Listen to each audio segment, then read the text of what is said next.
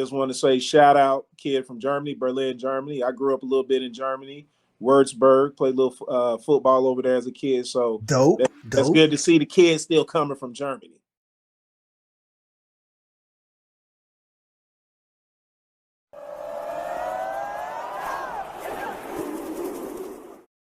Welcome in, Dog Nation, and respect the Hedges family. It's your boy, Coach I, man. Y'all know what we here to do, man. Talking about the class of 2025. I got my guy with me, man. The coolest fan in the land is Cool Cal. What's going on, Cal?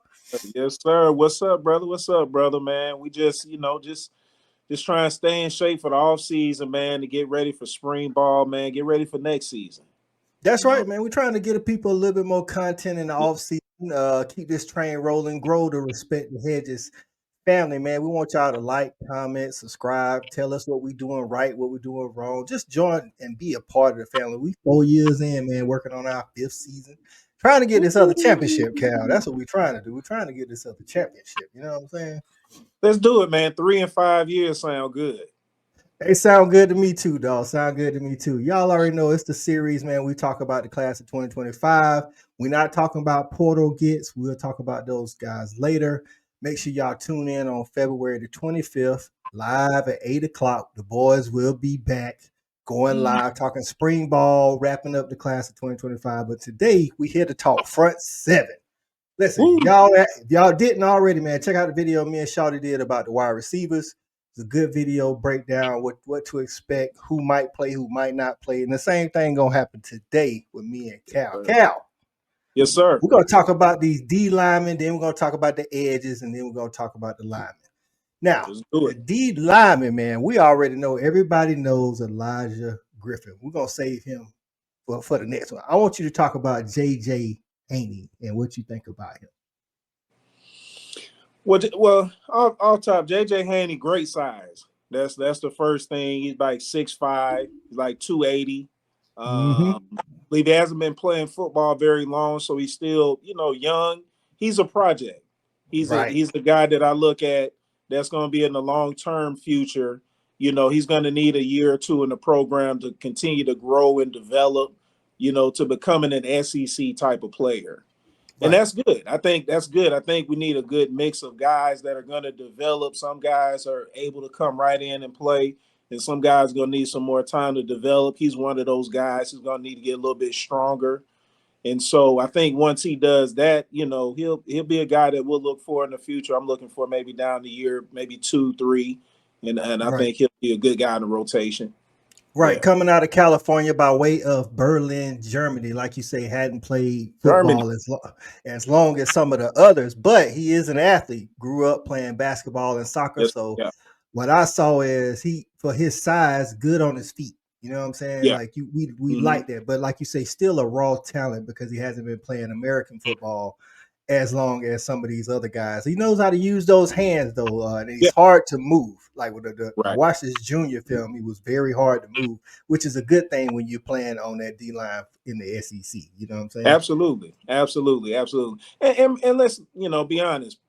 90% of the kids you come into the SEC, you're not going to be ready to play. It's just a different type of physicality, coming from the high school game. And generally those are guys that, a little bit more advanced physically, maybe been playing a little bit longer, got more experience.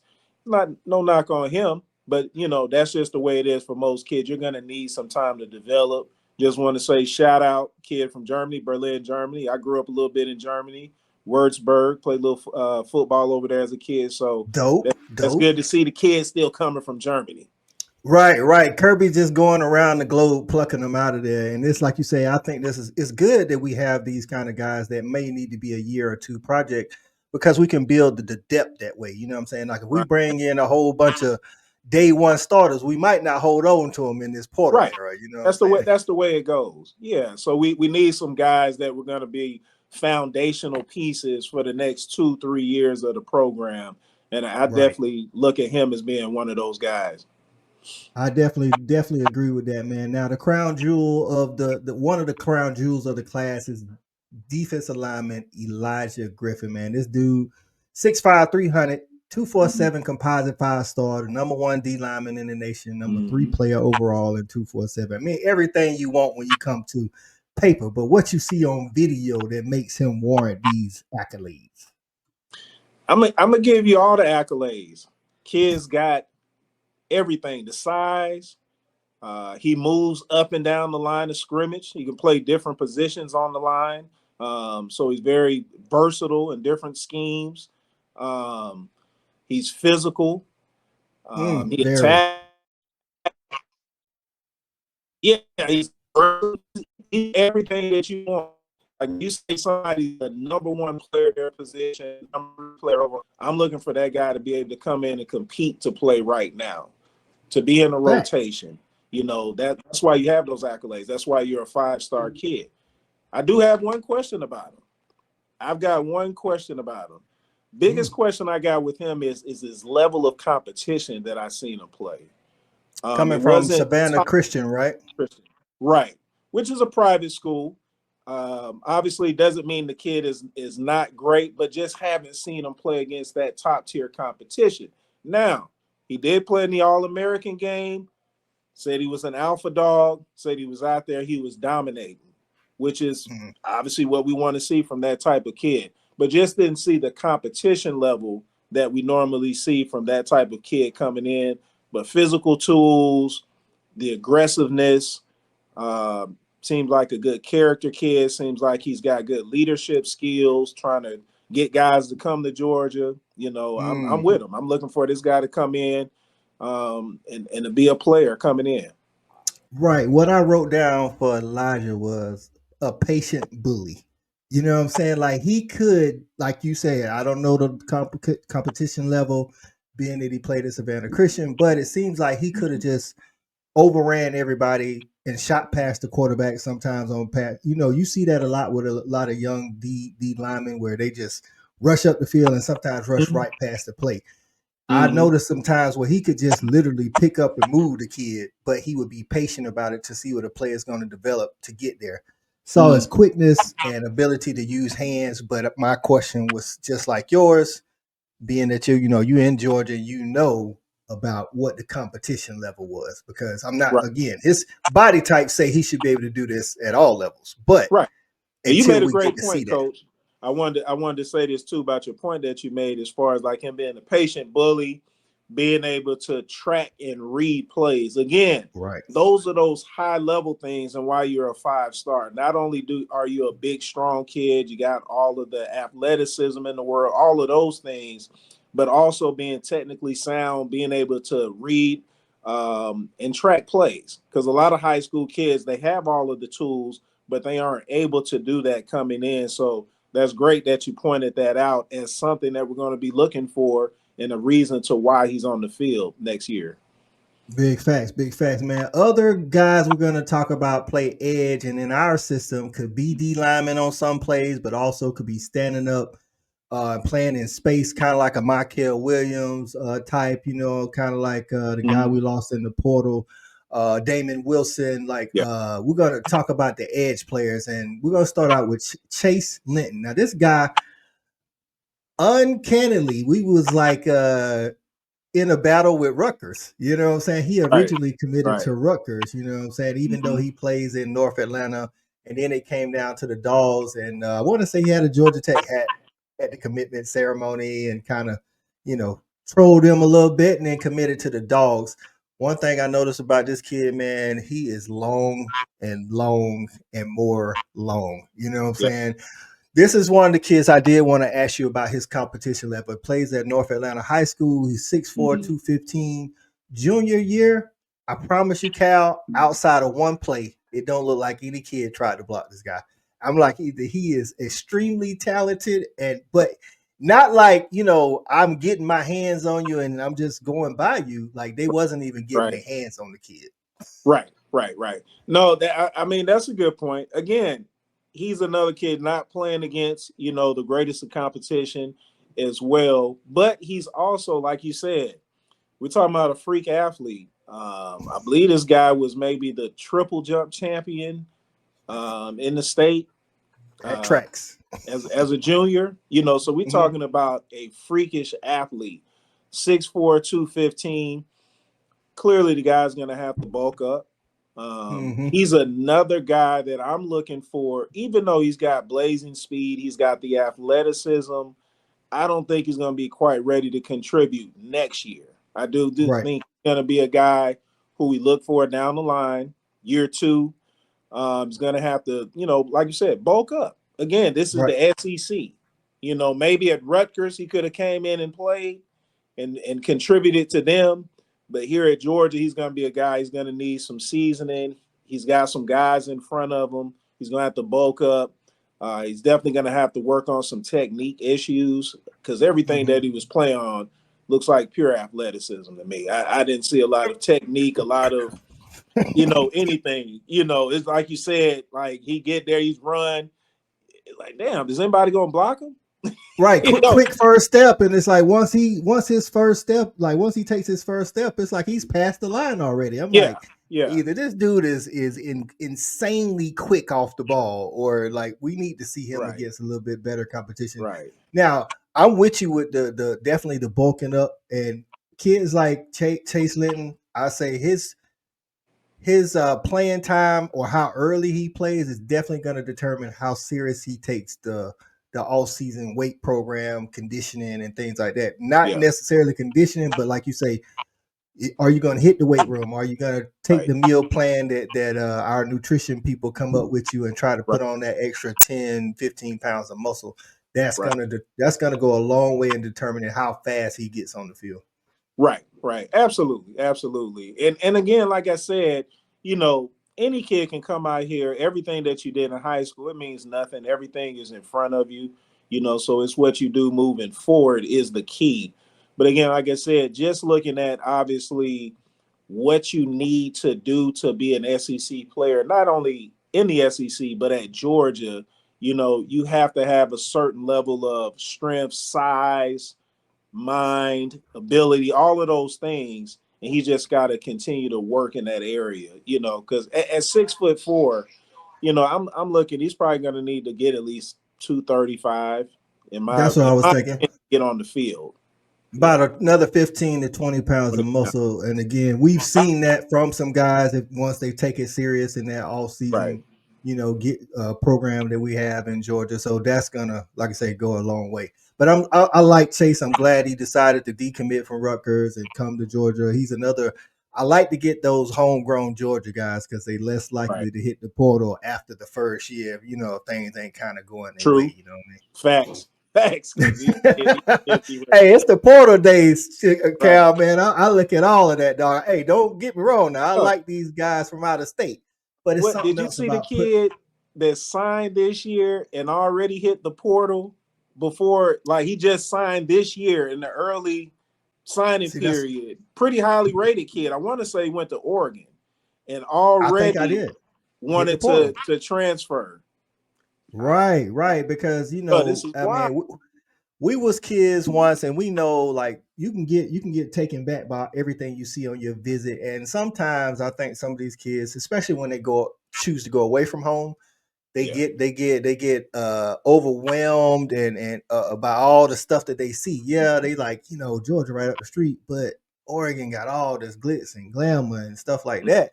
And then they get there and they're like, oh, I can't just go home like every other weekend. You know what I'm saying? It's like wherever they from, Michigan, Georgia, Texas, whatever. And then they start thinking about it really. And they're like, I ain't got none of my folk with me. So it all comes at you fast. You know what I'm saying? It does. I think that's what happened to the kid, man. So hey, hopefully he finds a place, man. But like I want to talk about one of these out-of-state kids, and that's Darren. And I'm not gonna try to say his last name because I don't want to mispronounce it, and I don't like. I've been working on it all day. Let's go.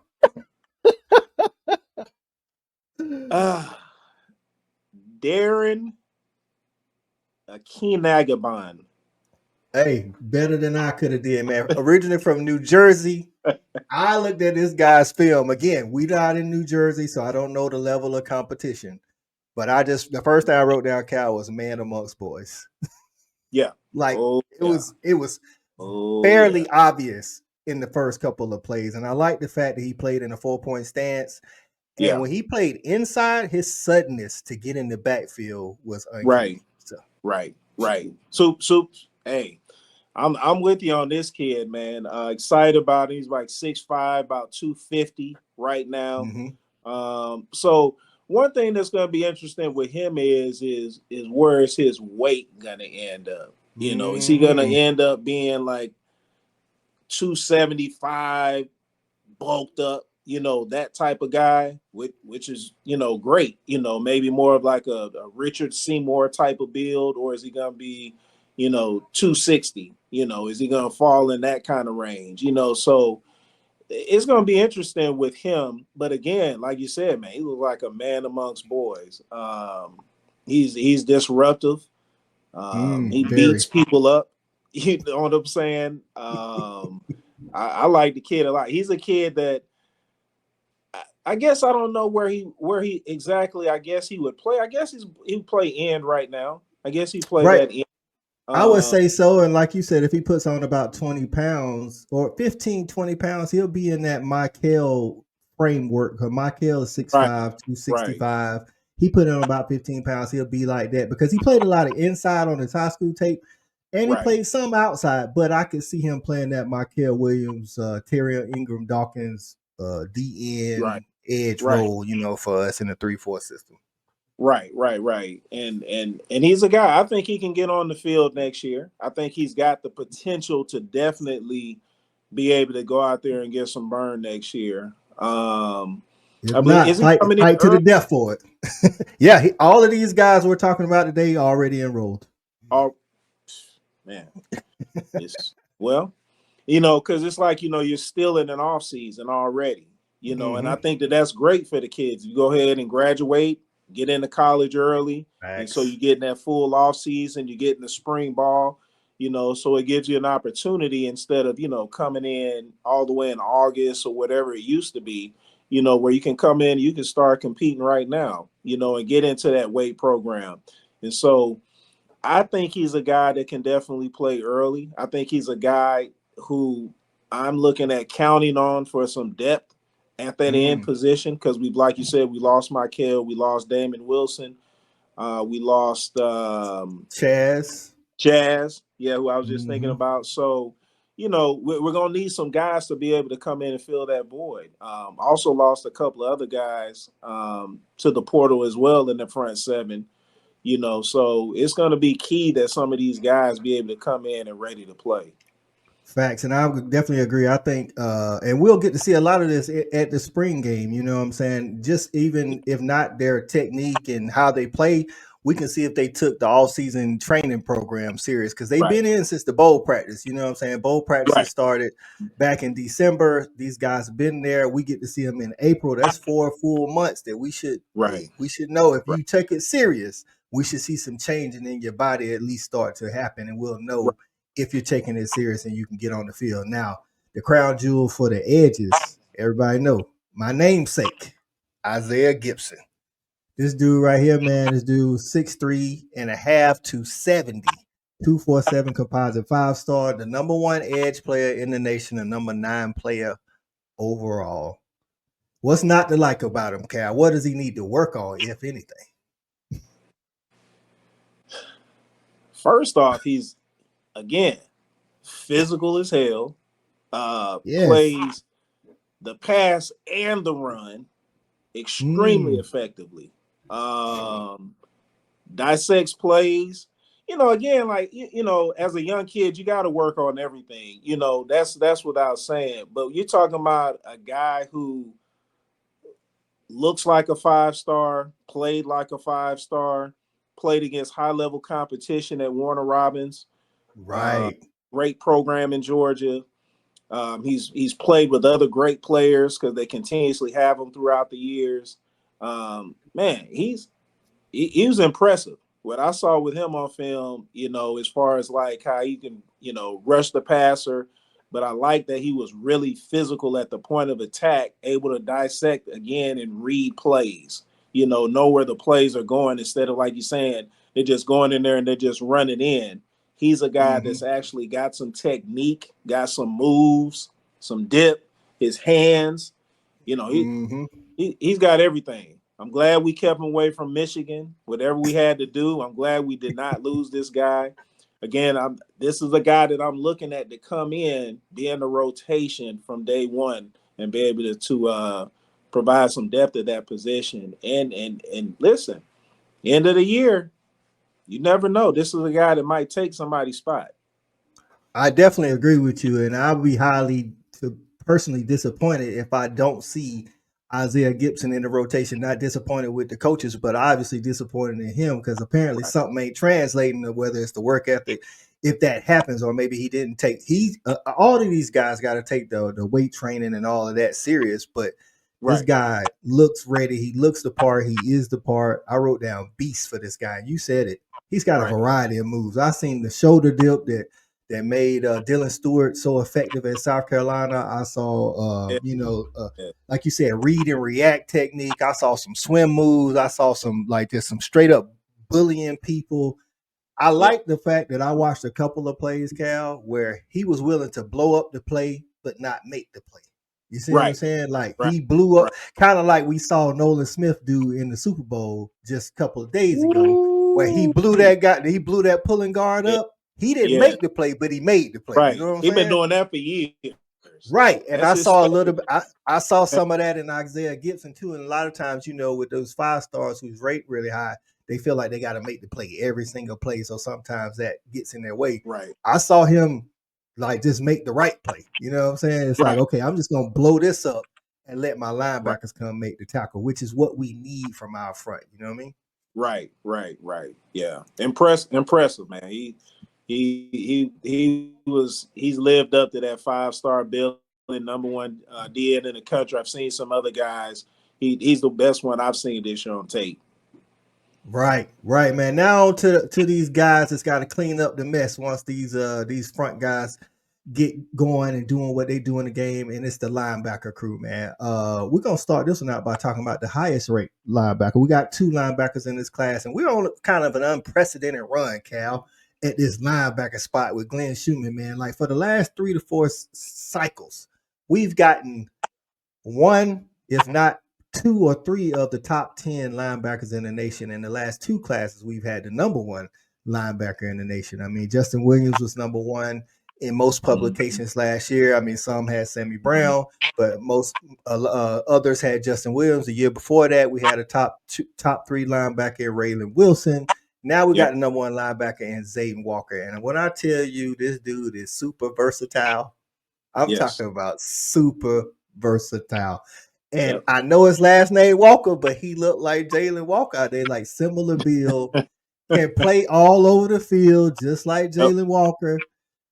I know we like to do that as fans, but I couldn't help myself, Cal. I'm watching him play outside. I'm Yeah. watching him put his hand in the dirt. I'm watching him rush the Yep. pass. I'm watching him play coverage, play Yeah. inside linebacker. Like, I'm loving this kid, Cal. Right. Right. It's spot on. Listen, I think Jalen Walker has definitely created something at Georgia, like that specialty kind of player that can basically just play all the linebacker positions, a Mike kind of guy, and then we say on third down, go in there and get the quarterback. Because let me tell you, Zayden Walker, everything that you just said is true about him. But this other guy, Anthony Kruah, Kruah. I hope, Mm-hmm. I hope I'm saying his name right, fits that bill exactly. He's a guy he plays running back, tight end, receiver, some wildcat quarterback. Also was known as a DN, and also plays Mike linebacker. Plays all those positions in the game. Mm-hmm. Saw him in an interview, and so I'm impressed with the way both of these linebackers, they have a lot of tools in the bag. And I Right. think that's going to be able to get them, some playing time. I don't know if it's both of, I don't know.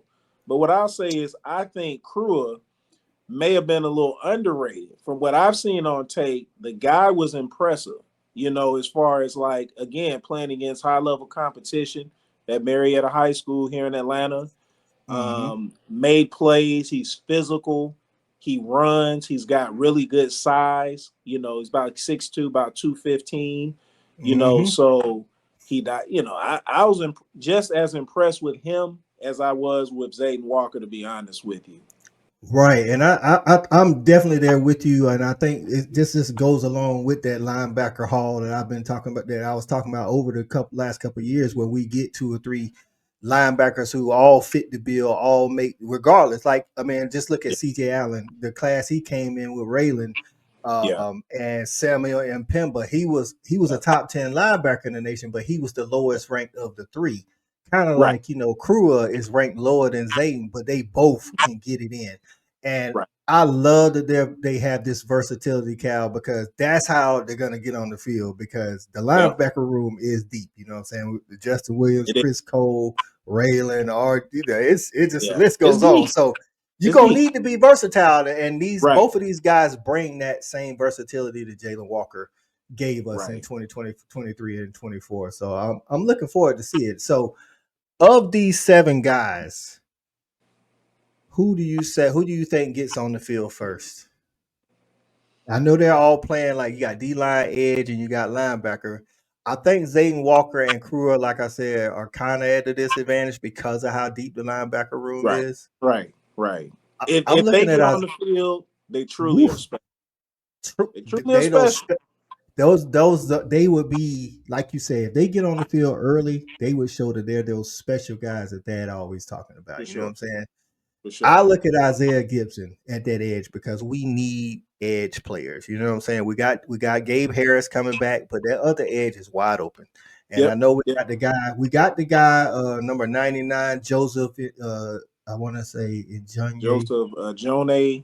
Jonah Ajonye. Yeah, Joseph Jonah Ajonye. Yeah, But we like to rotate that position. So I'm mhm, looking for Isaiah Gibson to get in for that sure, rotation early. for sure, for sure, for sure. I would say him and Griffin from day one. I'm looking to be into the rotation. Um, I think Gibson, if we were looking at probably a guy that has the opportunity to probably be the first to start out of these guys, I would say Gibson. I think he's probably got the greatest opportunity, the greatest upside to be able to do that. But from day Right. one, I look at Elijah Griffin. Like, he needs to be in that rotation. He needs to be creating some havoc. It's time for us to get that next Jalen Carter in. I don't know if he's gonna be that, but it's time for us to get that guy back. Right. So he's the best probably D line prospect since Jalen Carter. I wouldn't even say probably. He is the best D line prospect to come in since Jalen Carter. So, hopefully he's that nasty. Hopefully he's that good. And if it is, we'll be in a special place again. Right, right. That's what I was saying, man. If he can come in and be like Jalen Carter, Jalen Carter, he didn't even start to his junior year. So if he can come Right. in, but he played in the rotation. If he He's can in the just come rotate. in, get in that rotation early on in his freshman year, then I expect, like you said, big things as well, man. So this Yeah, class, like I say again, Cal, I'm excited about this class, man. We really need help in that front 7. for sure. We need it like bad, bad. For sure. I mean, listen, man, these guys, this group here, it might be the most important group as far as like we really need to get that front 7 back nasty. We need these guys here to be able to push some of those older guys. And if not, you know what I'm saying, get out the way. Right. So we got to get back to that championship level front 7 that we are used to having. And so, hopefully these guys will come in and be able to, produce, and if not, learn and, you'll get your shot. Just keep learning and keep getting better. If nothing else, they got the opportunity. So nobody can't say walk away, say they ain't got the opportunity, because we definitely need some help up front. We want to Yeah. get back, like you said, to those elite D line front 7 groups, so that our offensive line, who we will talk about on our live stream on February 25th, Yeah. 2025 at 8 The o'clock. important group. Yeah. Right, right. We need this D line front 7 group to be all of that, because the old line is gonna, we're gonna have to put some stuff together, and we need some help. You know what I'm saying? Giving them more reps. That means getting off the field for the defense. You know what I'm Right. saying? So that's been our front 7 overview for the class of 2025, D lineman, edge, and front 7. Hey, don't forget, tune in February 25th at 8 o'clock Yep. live. The fellas will be back. Respect the Hedges. We'll be talking Yep. about the spring ball coming up, talking about the O line that I just referenced, and what that might look like with some of these younger guys who we got last year and the year before, and this year who might be getting on the field. Listen, man, don't forget to comment, like, and subscribe. Tell us who your favorite front seven class of 2025 prospect is and who you think might get on the field early, man.